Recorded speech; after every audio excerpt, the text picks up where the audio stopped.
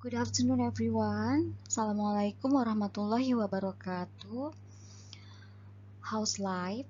I hope you are in good condition. So we have our TED meeting today about selecting a topic. But before we discuss our lesson today, let's start our discussion by citing Basmalah. Bismillahirrahmanirrahim.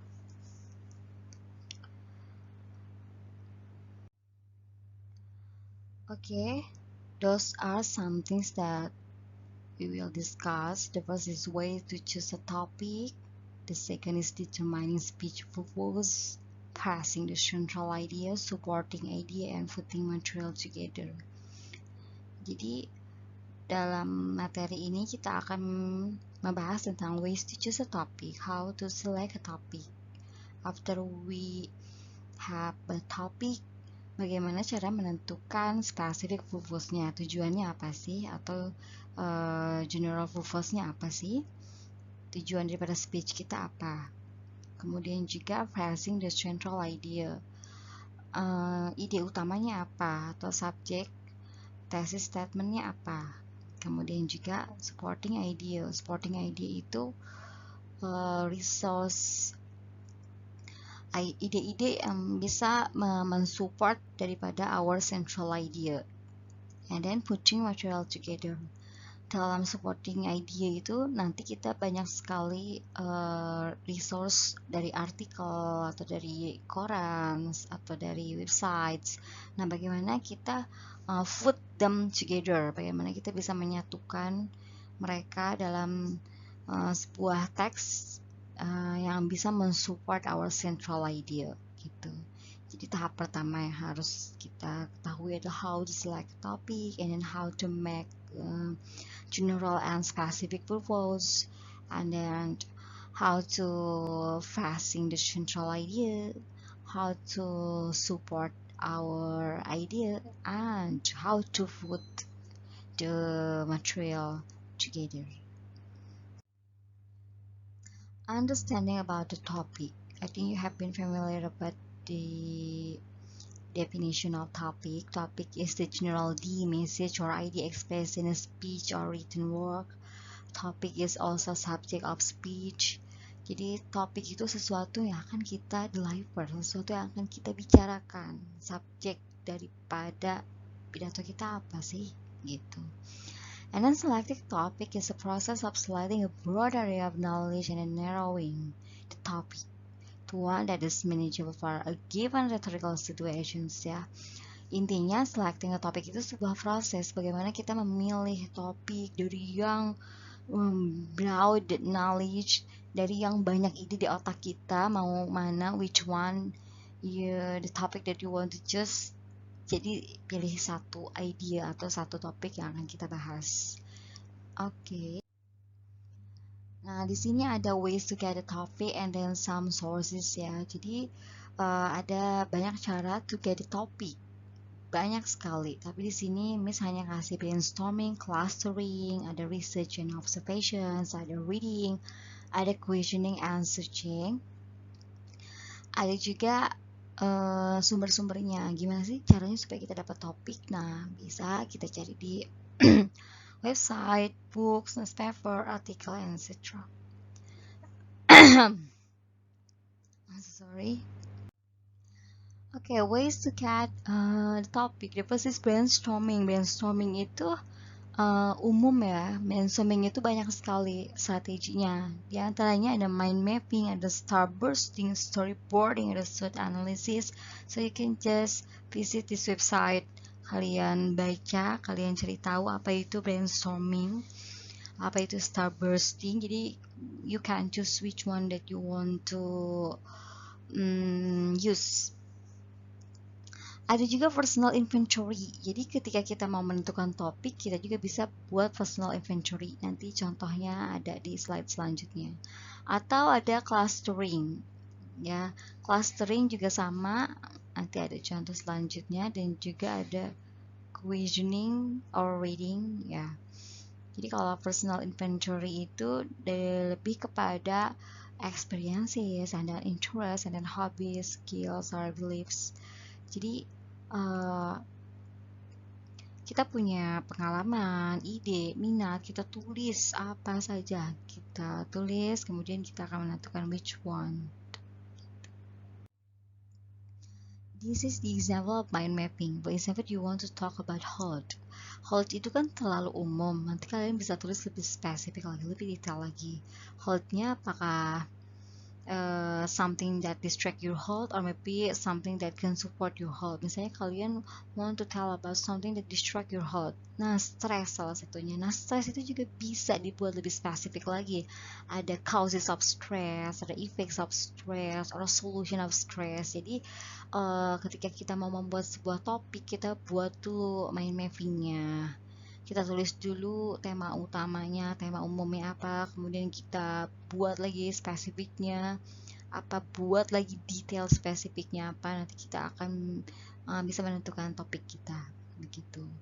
And then next one is example of clustering. Jadi clustering itu lebih kepada menempatkan sesuai dengan bidang atau areanya masing-masing. For example, you want to talking about people.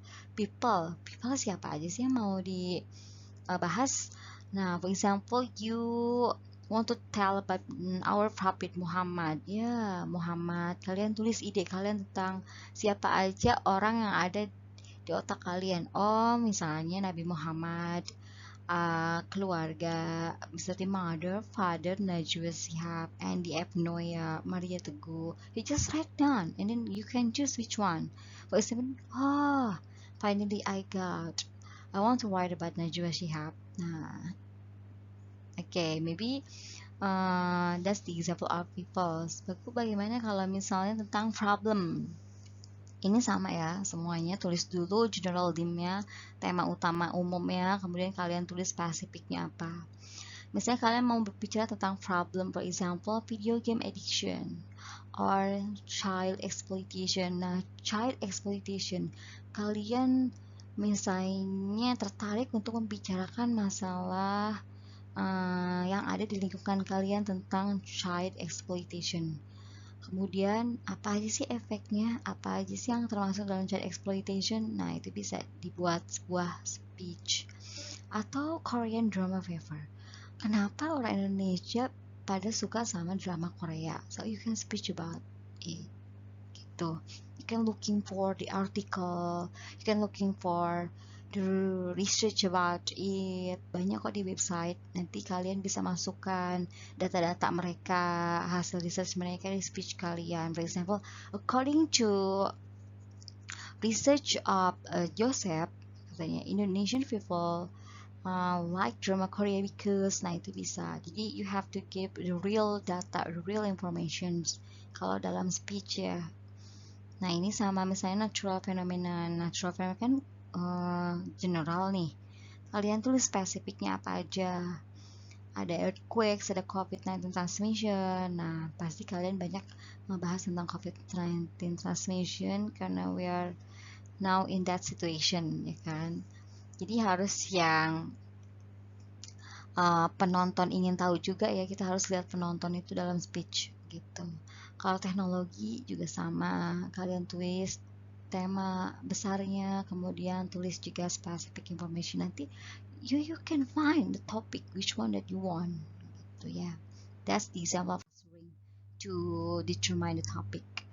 And then after you have determined the topic, so you have to determine the purpose. Jadi setelah kita menentukan topiknya apa, kita juga harus menentukan tujuannya. Apakah speech kalian to inform or to persuade? Banyak sekali. There are many purposes in speech. To inform, to persuade, to entertain, to warn, to impress, to campaigns, to stimulate, to arouse, etc. Tapi akan kita pelajari hanya dua, yaitu to inform and to persuade, because we are still in the basic level of speech ya. Jadi kalau misalnya kalian mau, misalnya pengen belajar to speech to entertain, nah itu kalian harus belajar dulu yang basicnya, yaitu to inform and to persuade. Jadi ketika kalian mau speech to inform, itu biasanya speechnya lebih ke define, illustrate, and then clarify something, elaborate something. Jadi contohnya biasanya kalau to inform itu speech in the class, kayak Miss kayak gini, ini sama, ini juga melakukan sebuah speech ya, to give you information about some materials, seminars, workshop. Nah itu biasanya purpose speech-nya adalah to inform. Lalu bagaimana dengan to persuade? To persuade itu biasanya lebih kepada menarik perhatian, membujuk, supaya orang percaya sama speech kita, supaya orang datang ke toko kita. Nah itu tuh persuade, untuk menarik perhatian, untuk membujuk ya. Biasanya yang melakukan speaking to persuade itu political campaigns, kayak misalnya Jokowi atau Barack Obama atau siapapun itu yang melakukan campaign, political campaigns. Nah itu biasa speech to persuade ya, untuk membujuk kita supaya memilih mereka, to give our forward. And then sales presentations. Nah, para pedagang biasanya pakai speech to persuade ya kan, supaya kita beli barang mereka. Itu contoh daripada speaking to persuade. Oke. Oke, jadi tadi ya general purpose-nya to inform, to persuade. Sekarang kita masuk ke specific purpose-nya. How to make a specific purpose. Jadi specific purpose itu adalah fokus on one aspect of a topic ya. Jadi lebih detail, misalnya kalian mau speech tentang COVID-19 transmission, itu topiknya. General purpose-nya to inform apa yang diinformasikan. Jadi harus dikasih tahu to inform the effect or the benefits ya, for example the effect of COVID-19 to education's field gitu kan. Nah itu harus dikasih tahu detailnya, seperti dalam contoh ini, for an informative speech. Jadi informative speech itu lebih ke identify, describe, illustrate. Jadi ketika kalian mau nulis specific purpose, jadi ini contohnya, at the end of my speech the class will be able to identify. Ya, kalau untuk persuasive speech itu contoh daripada specific purpose-nya, at the end of my speech the audience will visit the counseling facilities on campus. Jadi ketika setelah mendengarkan speech kita, ternyata mahasiswa banyak nih yang datang ke counseling gitu. Tadinya mereka takutkan, tapi ternyata setelah diberitahu, bukan diberitahu, maksudnya ada speech, dan itu speechnya juga terpersuade, akhirnya mereka mau. Jadi lebih pada mengajak, membujuk, merayu ya. Oke, itu specific purpose ya. Jadi the example of determining specific purpose ini sama contohnya. Kalian sudah menentukan topiknya. Topiknya misalnya English Music Lyrics. Nah, mau diapain sih English Music Lyrics-nya?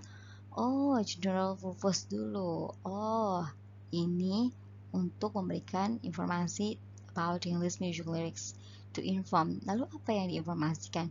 To inform the audience about the benefits of English. Jadi di sini detailnya ditulis.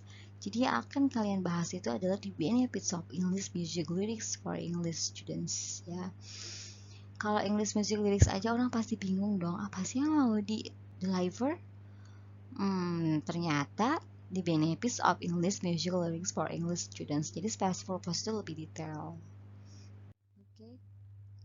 Setelah kita menentukan specific purpose, so we have to determine the central idea. Central idea itu apa? Central idea itu adalah subjek daripada top speech kita, thesis statementnya atau major task-nya daripada speech kita. Central idea is one sentence statement that sums up or encapsulates the major idea of speech. Jadi central idea itu bagian yang bisa mengcover isi speech kita.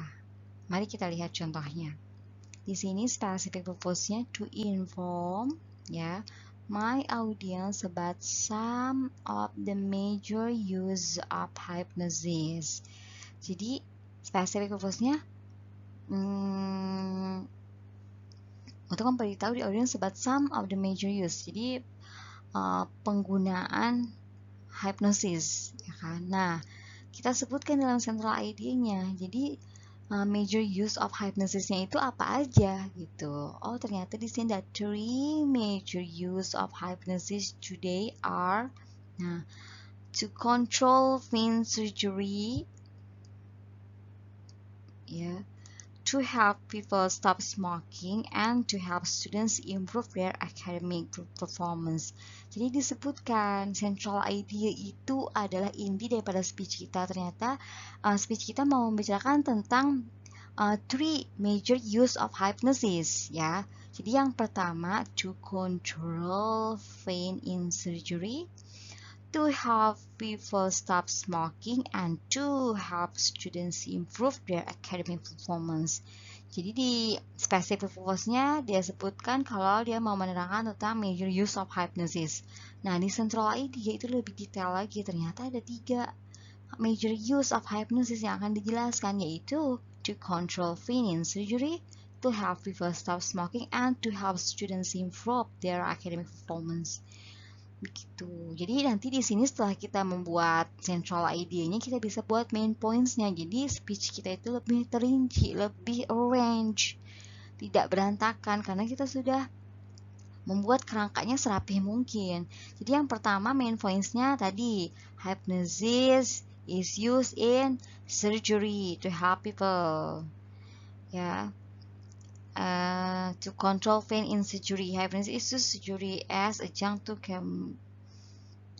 kemudian juga yang kedua, to help people stop smoking. Jadi poin yang kedua kita akan berbicara tentang hypnosis is used to help people stop smoking. Dan yang ketiga, to help students improve their academic performance. Jadi yang ketiga kita akan bicara tentang hypnosis used to improve students academic performance. Jadi lebih detail lagi. Begitu ya cara membuat topik. Jadi yang pertama, tentukan dulu topiknya. Yang kedua, tentukan general purpose-nya apakah to inform atau to persuade. Selanjutnya, tentukan specific purpose-nya. Selanjutnya, tentukan central idea-nya. Lalu baru bisa dibuat main points-nya. Jadi ini adalah cara untuk membuat speech text kamu lebih arrange, ya, lebih teratur, lebih terarah. Selanjutnya ada gathering materials. Jadi gathering materials for a speech is like gathering information for any project. Ya, pastinya ketika kita mau berbicara tentang COVID-19 transmission, itu contohnya, for example, pasti kita mendapatkan materi dari banyak sources, entah itu dari website, newspaper, atau dari television. So, how we gather it, gitu.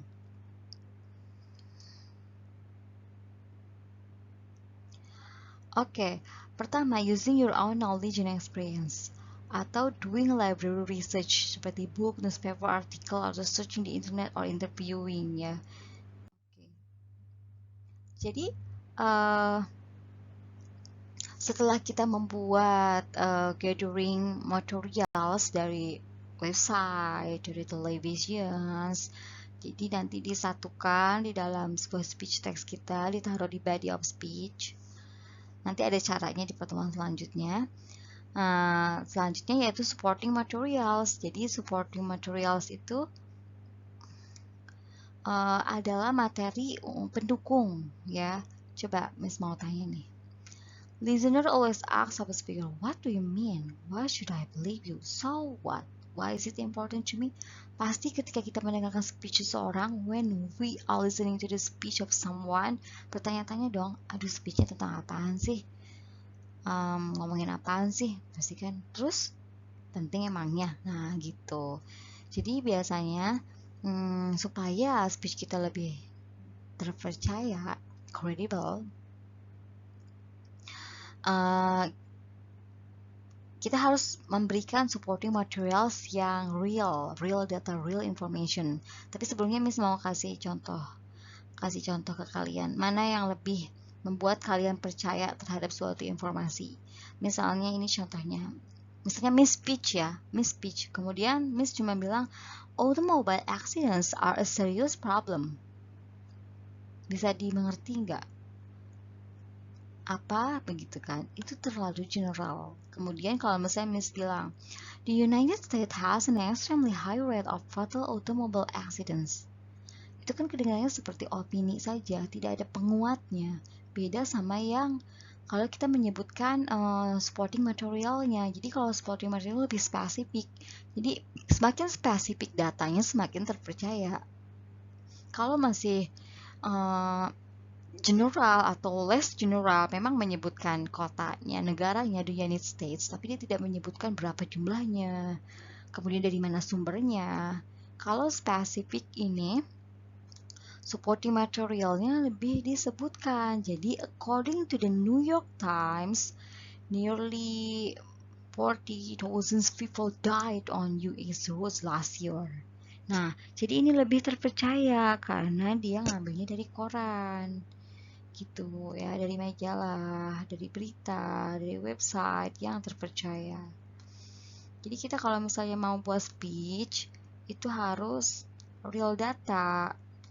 Jadi according to the detik.com, according to the Kompas, according to website bla bla bla bla gitu, there are 1,300 people died because of COVID-19 transmission. Jadi harus disebutkan nama korannya, nama beritanya, sumbernya, ada berapa orang gitu, biar orang lebih percaya speech kamu. Namanya supporting material. Jadi bukan hanya opini semata dari diri kita, tapi juga kita harus memberikan supporting material atau materi pendukung dari artikel, koran, begitu ya.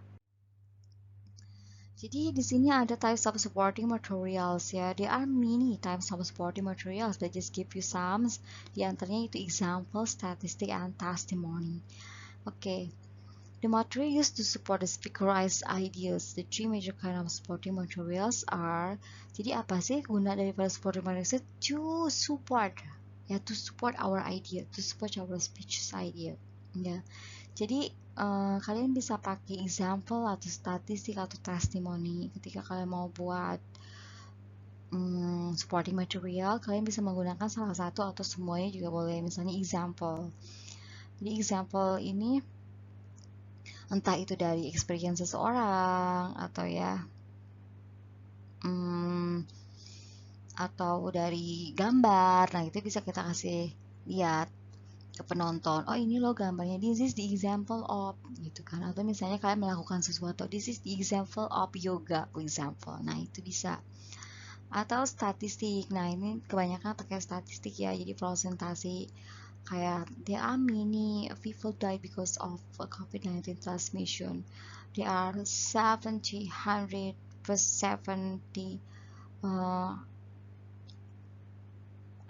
percent people died gitu kan. Itu biasa pakai statistik. Atau testimoni. Testimoni itu ada expert testimoni, ada peer testimoni. Kalau expert testimoni itu from people who are recognized expert in their fields. Jadi orangnya ahli. Jadi kalau misalnya kita ngambil quote dari dokter, according to doctor Jacob, that COVID-19 transmission is blah blah blah blah. Just we have to mention. Kita harus mention namanya to make our speech more real. Datanya lebih real. Kalau misalnya peer testimony itu ordinary people with first hand experience. Jadi kalau peer testimony itu adalah orang biasa tapi dia mengalaminya. For example, kalian kuliah di Lautan Samasiro, terus ada orang yang mau research tentang Lautan Samasiro. Nah, terus kalian ditanya, bagaimana pendapat kamu tentang Lautan Samasiro? Bagaimana perasaan kamu selama kuliah di Lautan Samasiro? Nah, itu peer testimony. Ya, jadi kamu yang mengalaminya. Kalau expert testimony itu adalah expert, emang ahli, emang bidangnya. According to Albert Einstein that this formula is just for chemical gitu ya, for example. Gitu. Jadi ada 3 ya untuk supporting materials, ada examples, ada statistik, ada testimoni. Jadi kalian bisa berikan itu di body of speech untuk support topik kalian. Okay, do you still remember Mariana Pascal and Billy Vernal. Jadi ini yang sudah kita bahas sebelumnya. Kenapa Miss kasih lihat dulu speech daripada Mariana Pascal dan juga Billy Vernal biar kalian itu lebih terbuka. Oh, speech itu kayak gini ya, gitu. Jadi ada contoh realnya, bukan hanya explanation dari Miss, tapi you have to see the real example of a speaker, gitu. Jadi Mariana Pascal itu gimana, Bailey Turner itu gimana, mereka itu adalah salah satu best speakers of TEDx, apalagi Mariana Pascal ya. She is one of the best TEDx speaker. Jadi Bailey Turner itu is social media hurting your mental health. Jadi temanya tentang social media hurting your mental health. Kalau Mariana Pascal itu learning a language, speak it like you're playing a video game. Jadi kalian bisa lihat di sini bagaimana mereka memberikan supporting material, bagaimana mereka mengenerate specific purpose, central idea, bagaimana mereka menggunakan example atau statistik ketika mereka speech. Nah, jadi kalau untuk kalian, biasanya potensial topics for students itu adalah subjects you know a lot about atau subject you want to know more about, ya. Jadi semua materi Miss itu Miss adopt dari Lukas, ya. Dari awal, tadi Miss baru sempat sebutkan. Jadi kata Lukas, jadi potential topic for students itu adalah subject you know a lot about. Jadi ketika kalian mau speech, topik apa sih yang pantas buat students?